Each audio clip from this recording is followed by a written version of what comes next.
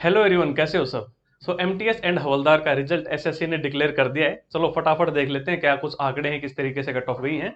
ये आपका MTS and हवलदार 2021 का पेपर है, जो कि अभी 3 महीने पहले जुलाई 2022 में एसएससी ने कंडक्ट करवाए थे। ठीक है, तो यहाँ पे भाई इन्होंने जो मेन मेन बातें लिखी हैं उसके ऊपर बात कर लेते हैं। भाई सबसे पहले भाई कितने बच्चों को जो है सेलेक्ट किया गया है नेक्स्ट स्टेज के लिए। आप देख सकते हो एमटीएस के लिए डिफरेंट दिखा रहा है और हवलदार के लिए अलग से। टोटल आप देखोगे यहाँ पे आपके पास एमटीएस के लिए 44,590 और हवलदार के लिए 24,570 बच्चों को जो है नेक्स्ट डे जो कि आपका पेपर 2 होता है उसके लिए कॉल किया गया है। तो लगभग आप देख रहे हो ये जो है आपका टोटल 69,000 के करीब आ रहा है। अब चौंकाने वाली बात यहाँ पे ये है, ये जो कट ऑफ गई है जो भी हम आगे देखेंगे, इस कट ऑफ को पार करने के बाद भी जो ये 69,000 बच्चे हैं, इनमें से भी 90% बच्चों का सिलेक्शन नहीं होगा, क्योंकि वैकेंसीज लगभग आपकी 7,000 समथिंग है, मतलब 7,500 के करीब वैकेंसीज हैं। और इतनों में से आप मान के चलो 62,000 बच्चों का सिलेक्शन नहीं होगा फाइनल लिस्ट में। तो अब यहाँ से आप आइडिया लगा सकते हो कि ये जो अभी हम कट ऑफ देखेंगे, इनको पार करने के बाद भी कितने बच्चों का सिलेक्शन नहीं हो रहा है, तो भाई कंपटीशन का लेवल क्या होगा। ठीक है, ये आप अलग अलग ब्रेकअप देख सकते हो। ईडब्ल्यूएस के कितने बच्चे हैं, एससी के कितने, एसटी के कितने, ईएसएम के कितने, ओबीसी के कितने, यूआर के देख लेते हैं। वही एमटीएस के लिए 17,810 बच्चे हैं और यहाँ पे आपके 9,306 हैं हवलदार के लिए। ठीक है, चलो भाई इसके बाद जो नेक्स्ट यहाँ पे इंपॉर्टेंट बातें की हैं भाई, ये वो बच्चे हैं जो कि भाई एक से ज्यादा बार फॉर्म भर गए थे, ये वो बच्चे हैं जो कि डिबार थे, दोबारा फॉर्म भर दिया, इनका कुछ रिजल्ट जो है किसी वजह से विदहेल्ड किया गया है। अब आ जाओ भाई नेक्स्ट, यहाँ पे आती है अपनी कट ऑफ। भाई जैसे आपको पता है कि भाई एमटीएस की जो कट ऑफ जाती हैं वो मतलब आपके जोन वाइज जाती हैं अलग अलग। तो चंडीगढ़ जोन की बात करें तो आपकी यूआर की जो कट ऑफ गई है वो गई है 89.69809, यानी कि ऑलमोस्ट 90। अब आप यहाँ से आइडिया लगा लो, वैसे तो देखो डरने की बात नहीं है, ये 90 नंबर जो है ये नॉर्मलाइज स्कोर है। आपका रॉ स्कोर कम भी आता है, अगर 80 के आसपास भी हो तो नॉर्मलाइजेशन से 90 तक पहुंच जाता है अक्सर, अगर आपकी शिफ्ट जो है ठीक ठाक थी, बहुत ज्यादा आसान नहीं थी तो। ठीक है, और जब भी कोई टाई होता है कि भाई दो बंदों के बराबर स्कोर आ गया, तो भाई अब किसको आगे लेना होगा स्टेज पे, अगर लास्ट में अगर टाई हो जाए तो उसके लिए इन्होंने बोला है पेपर 4 के मार्क्स। भाई मतलब जीके का जो आपका पेपर आता है ना, जनरल अवेयरनेस का, आपके जीके के मार्क्स जिसके ज्यादा होंगे उसको जो है पहले प्रेफर करते हैं। ठीक है, उसके बाद जैसे आप देख सकते हो यहाँ पे हिमाचल प्रदेश में यूआर के लिए 89.6 हो गई, और यहाँ पे पंजाब पंजाब की गई 88.5। दिल्ली की बात करें तो भाई 25 साल तक के लिए अलग जो एमटीएस की वैकेंसीज होती हैं और 27 के लिए अलग। तो इसमें जो यूआर की गई है भाई 25 साल तक के लिए वो है 87.1, और 88.9 गई है 27 साल वालों की। ठीक है, तो राजस्थान की वैसे भी जो है हर बार काफी हाई जाती है, इस बार भी 90.97, यानी कि ऑलमोस्ट 91। ठीक है, तो अलग अलग जो है आप जिस भी जोन से आते हो आप अपना वहां का चेक कर सकते हो, जो जो जोन आपने वहां पे फिल किए थे। इसके बाद ये आ जाते हैं आपके, अच्छा तो अभी एमटीएस वाले जोन चल रहे हैं, मतलब बेसिकली आप अपना चेक कर लेना, इसमें दुनिया भर के कट ऑफ्स हैं, आपने कौन सी भरी थी उसके हिसाब से आपको थोड़ा आइडिया लग जाएगा। ठीक है, और ये आपके आ जाते हैं भाई हवलदार के। हवलदार भी भाई इन्होंने सेग्रीगेट कर रखे हैं, जीएसटी के हवलदार अलग, कस्टम्स के हवलदार अलग, और आपके डायरेक्टरेट के हवलदार अलग। ठीक है, इसके अंदर चंडीगढ़ जोन की बात करूं तो यूआर की कट ऑफ गई है 91.5। आइडिया लगा सकते हो कि एमटीएस से ज्यादा क्रेज है यहाँ पे हवलदार का, क्योंकि हवलदार की कट ऑफ ज्यादा जा रही है, जबकि वैकेंसीज ऑलमोस्ट दोनों की सेम थी। दिल्ली की बात करें तो 93.9, यानी ऑलमोस्ट 94 जो है कट ऑफ जा रही है हवलदार पोस्ट के लिए दिल्ली में। ठीक है, फिर ये जयपुर लखनऊ, मतलब बेसिकली आप लोग अपना अपना देख लेना यहाँ से, मतलब ले दे के जो मोटी मोटी बात है वो कुछ ऐसी है कि हवलदार की कट ऑफ एमटीएस की कट ऑफ से जो है कुछ ना कुछ ज्यादा ही गई है।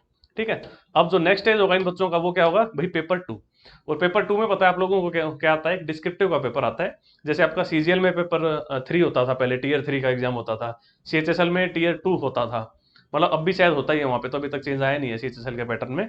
एमटीएस के अंदर मैं बात करूं पेपर 2 के लिए, तो भाई आप लोग डेफिनेटली वो सारे पेपर्स तो देख ही लेना जो आज तक एसएससी ने पहले पूछे पूछे हैं। तो अगर आपको कोई बुक चाहिए तो मैं रिकमेंड कर सकता हूँ आपको कि किरण की बुक आती है, हिंदी मीडियम की अलग है, इंग्लिश मीडियम की अलग है। इनके अंदर आपको जो है प्रैक्टिस के लिए काफी सारे एसेज और लेटर्स वगैरह दिए हुए हैं, और प्लस में 2016 से 2022 तक, ठीक है, 2016 से लेकर 2022 तक एसएससी ने आज तक जितने भी पेपर पूछे हैं डिस्क्रिप्टिव के, चाहे वो आपके सीजीएल के हो, सीएचएसएल के हो, एमटीएस के हो, वो सारे के सारे भी जो है यहाँ पे सोल्यूशन के साथ इसके अंदर इंक्लूड किए हुए हैं। तो देखो यार, यहाँ से आप लोगों को आइडिया लग रहा होगा कि जो इस हिसाब से कट ऑफ जा रही है, 90 से नीचे तो कोई बात ही नहीं कर रहा। जनरल कैटेगरी की बात कर रहा हूँ मैं यहाँ पे, है ना, बाकी कैटेगरीज की तो है चलो ठीक ठाक, लेकिन अगर आप जनरल से आते हो तो 90 से नीचे तो भाई यहाँ पे कहीं बात ही नहीं हो रही है। और बिना 90 से नीचे अगर आने से अगर सिलेक्शन नहीं हो रहा है, तो देखो बात तो ये है कि 90 से ऊपर आने वालों का भी सबका सिलेक्शन नहीं हो जाएगा। अगर जनरल कैटेगरी की बात करूं तो भाई यहाँ पे वैकेंसीज कितनी है, 8,000 से भी कम। और इस लिस्ट में जो इसके अलग से जो लिस्ट आई है, आप लोग चेक कर लेना आपका नाम आता है कि नहीं लिस्ट, उस लिस्ट में वहां पे बच्चे हैं 69,000 से भी ज्यादा। और इसलिए मैं कहता हूं कि कभी भी किसी भी गवर्नमेंट जॉब को आप छोटा मत समझना। जैसे कई बच्चे सोचते हैं कि एमटीएस की जॉब कोई छोटी जॉब है, आप यहाँ से देखो कंपटीशन कितना है। मतलब मैं तो कह रहा हूँ कि सीजीएल और सीएचएसएल से भी ज्यादा कंपटीशन देखने को मिलता है एमटीएस के अंदर। एमटीएस में ज्यादा फॉर्म भरे जाते हैं। वो बात अलग है कि इनका पेपर उन पेपर से कंपेरेटिवली अक्सर जो है हल्का होता है, बट एक आध बार एक्सेप्शन भी आया है कि एमटीएस का पेपर मुश्किल निकला है एसएससी की, मतलब सीजीएल की किसी एक आसान शिफ्ट से, अगर हम उसको कंपेयर कर लें तो, है ना। तो बढ़िया यार, एक बार गवर्नमेंट डिपार्टमेंट के अंदर आ गए, मतलब एक बार हवलदार के थ्रू आ जाओ, एमटीएस के थ्रू आ जाओ, उसके बाद देखो गाड़ी रुकने वाली तो है नहीं, है ना। आपके टाइम टू टाइम प्रमोशन होते चलेंगे, या फिर आप बाद में कोई अपना और एग्जाम निकाल सकते हो। मतलब कॉन्फिडेंस आएगा लाइफ में। तो कभी ये मत सोचो कि यार मतलब मैं इसका फॉर्म क्यों भरूं। अगर आपको जरूरत है तो फॉर्म भरने में कोई शर्म मत करो। एक बार डिपार्टमेंट के अंदर आ गए, आपने देखा होगा कितने बच्चे हैं पहले एमटीएस एज एमटीएस जो है सेलेक्ट होकर आते हैं डिपार्टमेंट के अंदर, फिर सीजीएल का एग्जाम क्लियर कर देते हैं ना। सीजीएल के थ्रू बच्चे इंस्पेक्टर भी लग जाते हैं, टैक्स असिस्टेंट भी लग जाते हैं। काफी ज्यादा जो है आपको एग्जाम्पल मिलेंगे। एक एग्जाम क्लियर करोगे उसके बाद कॉन्फिडेंस आएगा, फिर आगे और एग्जाम्स क्लियर कर सकते हो, है ना। तो जो नए बच्चे हैं थोड़े से बढ़िया से कहीं से भी क्लासेस वगैरह ले रहे हो तो साथ साथ नोट्स बनाते हुए चलो। नोट्स नहीं बनाओगे कुछ टाइम के बाद भूल जाओगे, सब कुछ सिर्फ चक्कर हो जाएगा, पता ही नहीं चलेगा कि आपने पढ़ा था। क्योंकि लास्ट मोमेंट पे एग्जाम से जस्ट पहले जो है ना आपके नोट्स ही जो है जो आपका मतलब कॉन्फिडेंस लाते हैं, दोबारा से आपका सारा का सारा रिवीजन करवा देते हैं। और मॉक्स लगा लेना। जो नए बच्चे हैं जिन्होंने अभी तक कहीं से मॉक्स नहीं लिए हैं, उन्हें मैं रिकमेंड कर सकता हूँ कि आप टेक्स्ट बुक के मॉक्स ले सकते हो। टेक्स्ट बुक के मॉक्स में आपको एसएससी के एक तो सारे के सारे पुराने पेपर मिल जाएंगे।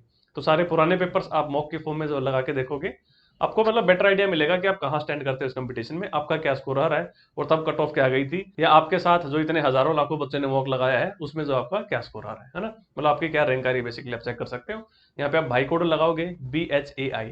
भाई कोड लगाने से आपको जो भी मैक्सिमम डिस्काउंट अवेलेबल उस टाइम पे चल रहा होगा वो मिल जाएगा, और 10% फिर एडिशनल डिस्काउंट भी मिल जाएगा, ठीक है। तो चलो यार बढ़िया मौका है, खींच के ले लो। अभी एमटीएस की दोबारा वैकेंसीज आप मान के चलो कि शायद जनवरी में दोबारा से फॉर्म्स निकलेंगे इनके, और फिर एग्जाम्स होंगे अप्रैल के आसपास, मार्च या अप्रैल के आसपास। तो अभी आप लोगों के पास सफिशियंट टाइम है। जो बच्चे फर्स्ट टाइम एसएससी का कोई भी एग्जाम देने वाले हैं, एक बार एमटीएस का फॉर्म भर के यहाँ पे हाथ धो के चेक कर लो अपना, अपनी औकात पता चल जाएगी। एमटीएस के साथ फिर आप सीएचएसएल का भी एग्जाम दे सकते हो, ग्रेजुएशन हो रखी है तो सीजीएल का एग्जाम भी दे सकते हो, है ना। तो basically just as a mock test ले लो इसको।